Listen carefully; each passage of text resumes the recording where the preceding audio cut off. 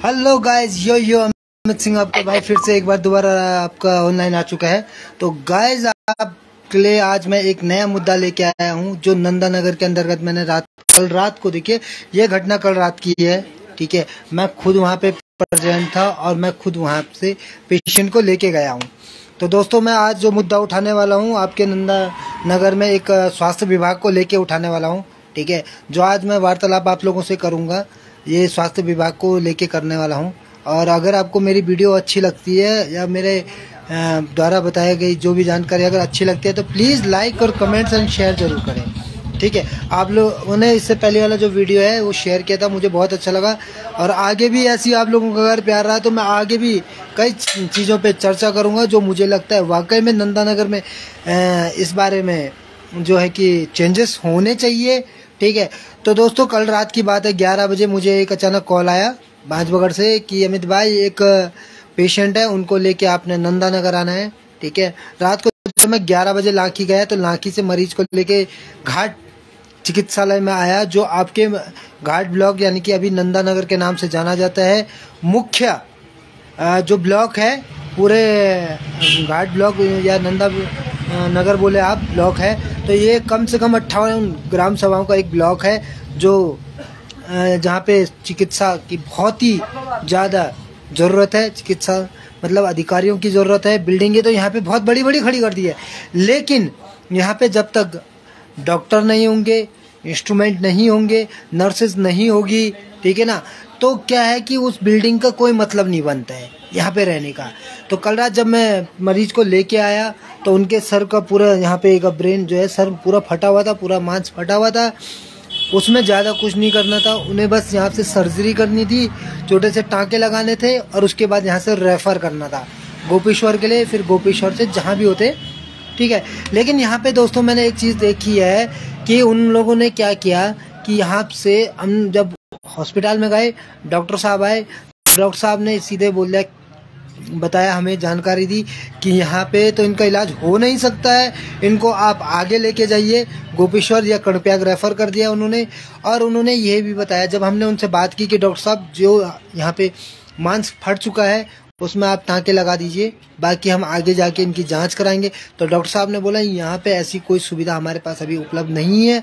तो दोस्तों मैं ये कहना चाहता हूँ कि अगर हमारे नंदा नगर में इतने बड़े ब्लॉक में जो 58 ग्राम सभाओं का एक ब्लॉक है, यहाँ पे एक हॉस्पिटल है, गौर सरकारी हॉस्पिटल है, और सरकारी अस्पताल में अगर आपको एक टाँके लगाने के लिए एक सुई तक ना मिले तो फिर कैसी बात है।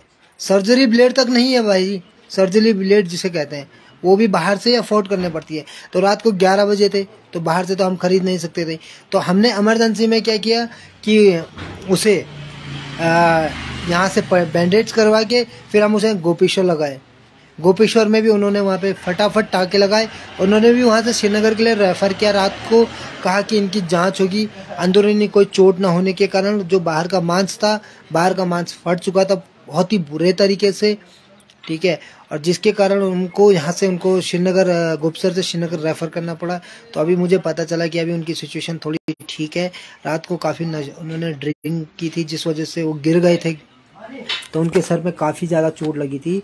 ठीक है ना, तो अभी उनका नशा उतरा तो थोड़ा सा पेन तो होता है। लेकिन दोस्तों मैं सिर्फ इतना कहना चाहता हूँ कि हमारे मुख्य ब्लॉक नंदा नगर में कि अगर ये छोटी छोटी सुविधाएं ना हो तो कोई इमरजेंसी केस आ गया, कोई बड़ा केस आ गया तो उसको भी ये यहाँ से रेफ़र कर देते हैं। ठीक है ना, हम जब तक जागरूक होंगे, जब तक हम खुद नहीं करेंगे, देखो मैं ब्लॉग बना रहा हूँ तो मेरे ब्लॉग बनाने से कुछ नहीं होता दोस्तों। अगर मेरे साथ 4 लोग खड़े होकर अगर आगे बढ़े तो 100% है, जाहिर सी बात है, हम अपने नंदा नगर को बदलने की क्षमता रख सकते हैं। ठीक है ना दोस्तों, कभी भी हो, चाहे मैं हूँ चाहे कोई भी है, देखिए जब तक हम लोगों पे बीती नहीं है हम लोग कोई एक्शन नहीं लेते हैं। हम बोलते हैं यार कि हमारे साथ नहीं हुआ तो हम क्यों बीच में पड़े। लेकिन मैं आप लोगों से सिर्फ इतना कहना चाहूँगा दोस्तों कि जरूरी नहीं कि हमारे साथ हो तभी हम पे पता चले दूसरे का दुख का। मुझे कल रात बहुत ही ज़्यादा दुख हुआ इस बात का कि अगर उनको मतलब ज़्यादा वो होती, दिक्कतें होती, काफ़ी सीरियस हो जाते तो उसके बाद उनको कहाँ ले जाना पड़ता इमरजेंसी में। रात को वैसे ही यहाँ पे गांव का इलाका है, गाड़ियों की सर्विस भी कमी मिलती है, सर्दी की वजह से कोई जाना नहीं चाहता है रात को तो वैसे ही गाड़ी नहीं मिल रही थी। वो तो मुझे अचानक ज्ञानी भाई ने फ़ोन किया बांसबगड़ से कि अमित भाई एक इमरजेंसी, आप चले जाओ। उनका भी स्वास्थ्य खराब हो रखा था, तो इस वजह से वो भी नहीं आ पाए नाइट को। एंड बस मैं दोस्तों आप लोगों से यही कहना चाहता हूँ, अगर आपको मेरा वीडियो अच्छा लगा है तो प्लीज़ आपसे हाथ जोड़ के रिक्वेस्ट है मेरी कि इसे शेयर जरूर करें, और हो सके तो ये बात शासन प्रशासन तक पहुंचाई जाए कि भाई हमारे नंदानगर में, ठीक है, केवल हॉस्पिटल की बड़ी बड़ी इमारतें खड़ी करने से कुछ नहीं होता है। वो क्वार्टर उनको रहने के लिए दिया गया है, ठीक है, डॉक्टरों के लिए तो सारी सुविधाएं हैं, क्वार्टर भी दिए गए हैं, लेकिन यहाँ पे अधिकारी है कहाँ है? हॉस्पिटलों में अधिकारी कहाँ गए, क्या गए, कहाँ है? जब बोलो कि यार हमें सर दर्द है, सर दर्द के लिए कोई अगर जाता है हॉस्पिटल में तो बस वो लिख के दे देते हैं कि आपको दवाई बाहर से लेनी है। दवाइयाँ तक अफोर्ड करने के लिए आदमी को हॉस्पिटल से बाहर जाना पड़ता है। अब एक गरीब आदमी है तो वो डेली यहाँ से बाहर थोड़ी जा पाएगा, गोपेश्वर नहीं जा पाएगा, श्रीनगर नहीं जा पाएगा। ठीक है, मानता हूँ कि 108 की सुविधा भी है, लेकिन जो सुविधा हमें अपने घर में मिल सकती है हम बाहर से क्यों अफोर्ड करें? हमारे पास सब कुछ होने के बावजूद भी कुछ नहीं है। इसका रीज़न क्या है कि हम लोग क्या है ना कि हमने बस छोड़ देना है। जब तक हम पे खुद की नहीं बीते ना तो भाई साहब हमें पता नहीं चलता है कि दूसरे का दुख क्या होता है। ठीक है, जिंदगी में अगर आगे बढ़ना है तो जलन को छोड़ना है, दूसरे से जेलसी कम करनी है और आगे बढ़ने के लिए लड़ना है। ठीक है, लड़ो दोस्तों, अपने हक के लिए लड़ो, बेशक लड़ो। आज प्लेटफॉर्म बहुत चीज़ें हैं जिससे हम लड़ सकते हैं, पर मुझे इस बात का दुख होता है कि हमारे ब्लॉक नंदानगर में कई महान भूमित्व हैं जो ऐसे हैं जो अच्छे खासे पढ़े लिखे हैं और जिनका मतलब अगर थोड़ा सा सपोर्ट मिल जाए तो हमारे नंदानगर में, आप चाहे डिग्री कॉलेज की बात ले लो, चाहे स्कूल की बात ले लो, चाहे आप स्वास्थ्य विभाग के बारे में ले लो, चाहे आप टैक्सी यूनियन को ले लो, किसी भी मुद्दे पे आप एक बार चर्चा करके तो देखिए जनाब, एक बार एक मुद्दा उठाइए। मुझे उस समय बहुत खुशी हुई थी जब मैंने देखा कि हमारे पूरे नंदानगर के लोग यहाँ से देहरादून तक पैदल यात्रा पे गए और उन्होंने रोड चौड़ीकरण के लिए जो मुद्दा रखा था वो काफ़ी मुशक्कत के बाद पूरा हुआ।